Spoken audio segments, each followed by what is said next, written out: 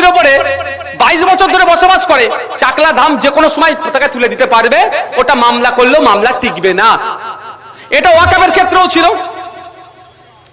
এটা ওয়াকাফের ক্ষেত্রেও ছিল, কিন্তু মোদি আপনার ভালো চেয়ে ওই আইনটা তুলে দিল।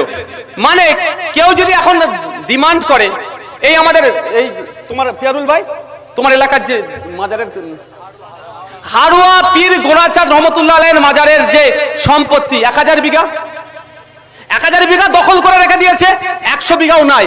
কিন্তু আইন এতদিন পর্যন্ত ছিল যে কোনো সময় বাকি 900 বিঘা জায়গা আমরা বুলডোজার দিয়ে হোক আর আইনের মাধ্যমে বলছি আমরা নিতে পারবো, ফিরে আসবে।